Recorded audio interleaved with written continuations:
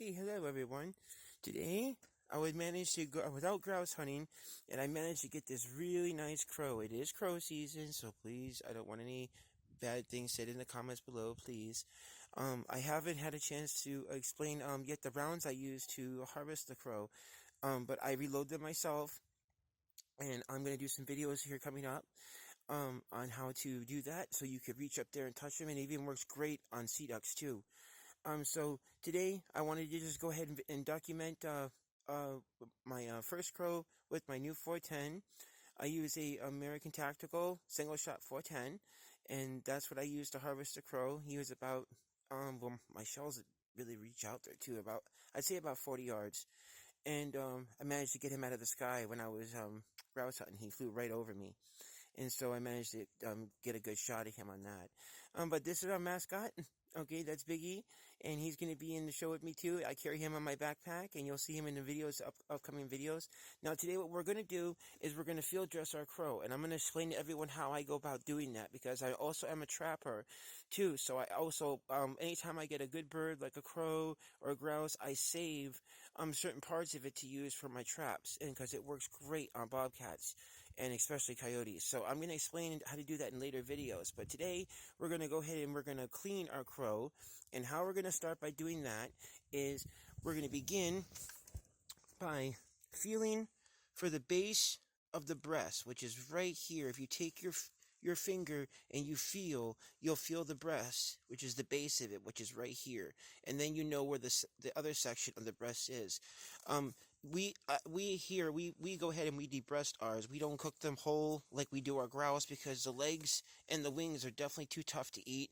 But there is a good amount of meat on them too. So if you again are a trapper, they will work, especially if you want to set up a good set. So what I like to do with my crows is I'm going to try to do this one-handed to explain to everyone how I do that. I take a pair of my old gaming shears here, and I got these at my local Goodwill, and I think they're only $1. And I sharpen them up, and they're ready to go. Not a problem at all. So we're going to try to do this one-handed here. So what I'm going to do is I'm going to pluck some of the feathers off here, off the breast, so we can expose the breast better, so you can see where I'm going to begin in cutting. So let me go ahead and begin pulling some of these feathers off here, off the breastbone. And it is cold out here. It's about 18 degrees right now. And when I got the bird earlier in my hike, I was further up the mountain. I live here in Maine, so we have lots and lots and lots and lots and lots of woods. And so it's very good grouse country, and that's another reason why I love Maine. That's why me and my beautiful fiance Kathleen, who is also going to be videotaping and documenting the show. Right now, though, she is inside because she is pregnant, and it is way too cold out here for her, and I don't want her to get sick. And so she and me both agreed that even though I did get a nice crow today, that she would stay inside. And so let me go ahead and finish doing this real quick. And usually I don't take the feathers out like this. I don't expose the breast. I just go ahead and do my cuts. But to explain to everybody and show you all what we're doing here, that's what I'm gonna do. And so see how I'm plucking the breast off here? See how I'm plucking the feathers through? Okay. Here you can see where I actually made the shot. That's the shot that brought him down right there. And man, my shells really do a job too. God, look at that.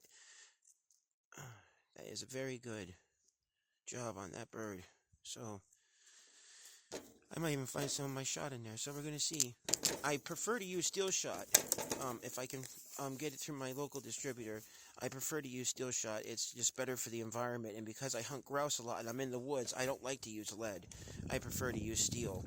And, alright, now we expose the breast. There's the breast. Now, they have a quite large breast. This is just part of it. Okay? This is just part of it here. And so what I'm going to do is, if I can, I'm going to peel these feathers back more and expose the breast more for what it is worth, because it is a really nice piece of meat. And I don't know if you've all ever tried to eat crow before, but it's absolutely delicious. You cook it 10 minutes on each side on the grill, and it comes out eating like a piece of steak, and it is a really nice piece of meat. And so what I'm going to do now is I'm going to see if I can set this phone up to where you can see me do this. Sorry, I wish Kathleen was here to help today with this, but unfortunately she's not because of the weather. And so, I think we can manage that. Okay. Normally these would be better videos. I'm sorry about the quality, guys. But I'm going to do the best I can here. Again, I'm going to pull these feathers out, exposing the breast, like this. Don't worry about the skin. You don't want the skin. The skin will come right off with the feathers when you're done. But because I wanted to expose the breast and show you guys what the breast looks like underneath all those feathers, it's actually a really big breast. And so now I have it exposed. I'm going to take my gaming shears here and pull this back. Okay, and we're going to go in right here. You see where I have the breast exposed. Okay, the base of the breast is right here. This is the base of the breast right there, as you can see. That's the base of the breast right there. See it? The base. That's where the breastbone line is. That's what we want. So we're going to set our crow back down on his back. Pull these feathers away. And we're going to make a nice even incision on the right side and the left using our gaming shears. Okay, we're going to go in and cut and go on this side and cut. And then what we're going to do is peel the breast forward. And I'll show you the next step. Okay, so first let's go in here. I don't like to waste any meat on my animals I harvest, so I try to get as much as I can in the process of harvesting them. So what I'm going to do here real quick, guys, because it is cold out here. These feathers usually come out so much easier, but because it's freezing out here, and we're about to get a really bad snowstorm too. And so I'm glad I was able to get this bird before the storm pulled in. So I apologize about the film quality, guys. It will be much better in the films coming up. We are a new channel, so please just give us time to get ready for the upcoming season next year. We have turkey season coming up, and we're going to be doing a lot of turkey hunting this year on my own property here in Maine. So me and my fiance, we're going to introduce you all to our house. We have a beautiful home here in Maine, and we will show you around our homestead. That's exactly what we've been building for the last year, is a beautiful homestead. And so I'm going to show you guys all about that, and homestead living, of course, because we live out in the middle of absolute nowhere. Okay. Now, as you guys can see, we have the breast exposed. See, that's the breast. That's the breastbone I was telling you about. That goes straight down here like this. Okay, I'm going to get that feather out of there. Alright, just like this. And it's a really nice piece of meat. It's red meat. It comes out eating like a piece of steak. Now, what we're going to want to do is set our crow here like this. And like I said, we're going to go behind the cavity. And we're going to make a cut in. There we go. It's because he's frozen. It's a little harder to get through their tough skin. They have a tough skin. But you hear the crack? That's what we want. That's what we want. So that means we went through the ribs. Okay. We're going to turn it around and do the same thing and make a cut on this side and get through the ribs. Like that. Okay. Now that we have our cuts in line, okay, now what we're going to do, oops, get through this. They have a section of skin here that's a little thick, and if you get the back of your shears, it will cut right through. It's right there below the breastbone. Okay, now we have our crow breast exposed. Okay, now what we're going to want to do is peel the breast forward, hold on to your crow, and you peel the breast forward all the way, exposing it inside. Okay. Now, there's two bones here that connect the breast to the wings. Okay, you're going to take your gaming shears, and you're going to go in here, and you're going to want to cut those two bones that connect the breast to the wings. Okay? I mean, you can use a knife. I use a pair of scissors because it's just safer to do, especially when you're taking the breast out of any game. It's safer than swinging a knife around, while you're trying to make cuts and filming at the same time. And so I just prefer to use my game shears. And I save my knife for my bigger game, like my turkeys and everything.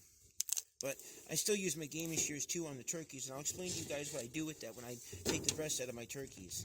This upcoming season is going to be a real good one. We've got some really good things already planned for you guys. Okay, remember we're going to cut the breastbone that connects the breast to the wings, right here. Okay, so we're going to cut that like that. Flip the breast over, and we're going to expose that bone again up here toward the top of the breast, and then we can just go through like this.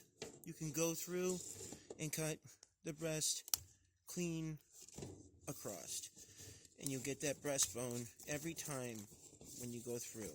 Okay, just like that. There's that bone I was just telling you about. It's right there. We're going to go ahead and cut it right here like this. Here we go.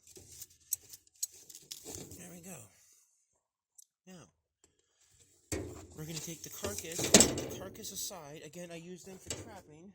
So that would make a good set for these coyotes that are killing all of our bunnies on the homestead. Okay, now this is your crow breast meat. I know it doesn't look like a lot, but it's just the same size as if not a little larger than a breast on a grouse. It's the same pattern with the feathers and all. You know, it's a very good piece of meat. I'm going to get the skin off so I can show you guys what it all going to look like when we marinate it. Okay? And that's what it looks like. Beautiful piece of meat. Ready for the grill. First thing we're going to do is clean it up. Okay? You want to rinse this off and soak it in some salt water. Soak this breast in some salt water. It will draw some of the blood out and make it a little bit more flavorful when you put it on the grill too. So what we're going to do is get these feathers here. Now, over here, I'm gonna get feathers all over my phone for a second, but that's okay. Okay. Here we go. Here's the crow breast. Nice, clean, good piece of meat. Okay. Now, we're going to want to take our salt. In this case, I'm using pink Himalayan gourmet salt because I prefer to use sea salt in my cooking because I have high blood pressure and so does Kathleen. So we use a lot of pink Himalayan and we also use a lot of sea salt. Now, over here I have already hot water, already ready to go. This is the same container that I use to marinate all my wild game into because that way Kathleen doesn't see it through the clear plastic in the refrigerator. So what we have here is just regular warm water, and we're going to take our pink Himalayan salt. This is the one that we don't use in the kitchen. This is the one I use in the sheds when we're getting ready to do what we're doing now. So we're going to sprinkle in some salt. Don't be stingy. Sprinkle in some salt, like that. Get a good layer in there. You're going to put your lid back on for a moment. This is just an old coffee can, and that's all I use. You don't have to go crazy and spend a lot of money when, things are expensive as they are now. Now, you're going to take your crow breast. You're going to put it in the salt water, okay? Soak it in here.